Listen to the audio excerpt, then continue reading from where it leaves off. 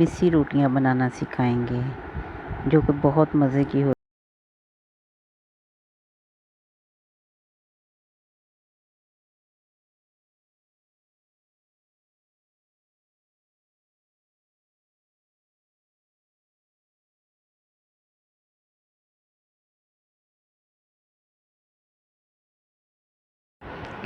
Viewers, हमने 1.5 kilo आटा लिया था, आधा किलो बेसन उसे अच्छी तरह छान लिया था। अब उसमें यीस्ट शामिल करना है जो कि हमने नीम गर्म पानी में सोख करके रखा हुआ था चीनी के साथ। 3 चम्मच दही ऐड करना है।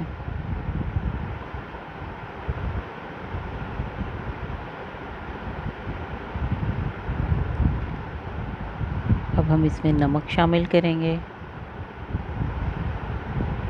1 से 1.5 टेबलस्पून जाएगा इसमें नमक। धनिया पाउडर 1 टेबलस्पून।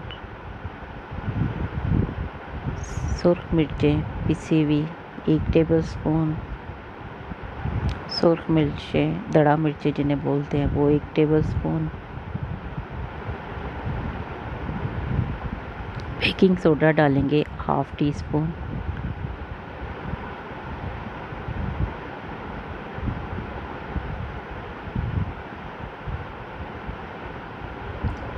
सब्ज़ मिर्चों को हमने अच्छी तरह से ब्लेंड करके रखा था। ये 125 ग्राम है, तकरीबन आधा पाव।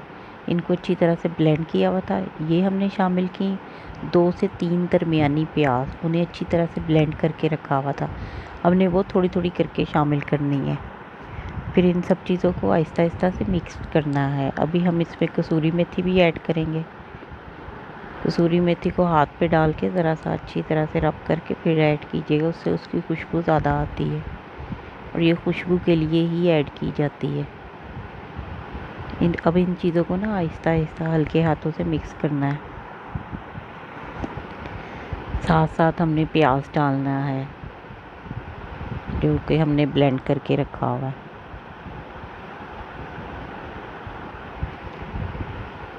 आहिस्ता आहिस्ता से मिक्स करते जाना है।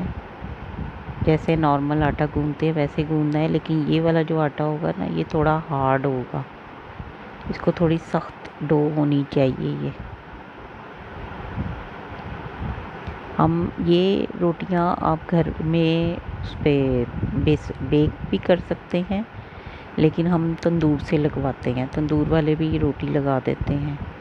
इसको ऐसे सारी चीज़ों को मिक्स करके डो बना के तकरीबन 2 से 3 घंटे, अगर गर्मियां हैं तो 2 से 3 घंटे में ये अच्छी तरह से फूल जाएगा। अगर सर्दियां हैं तो इसे ज़्यादा टाइम के लिए रखना चाहिए। वैसे ये गर्मियों में ज़्यादा मज़े की लगती हैं और ये लस्सी, दही, सब्ज़ चटनी, इन सारी चीज़ों के साथ खाई जाती है। जिस दिन आपका घर में कुकिंग करने का मूड ना हो, उस दिन आप ये बना के तंदूर से लगवा लें और घर में बस लस्सियाँ बना लें, दही खा लें, चटनियाँ बना लें। तो ऐसे ही मज़ेदार चीज़ों के लिए हमारे चैनल को लाइक, सब्सक्राइब और फॉलो करना ना भूलिएगा।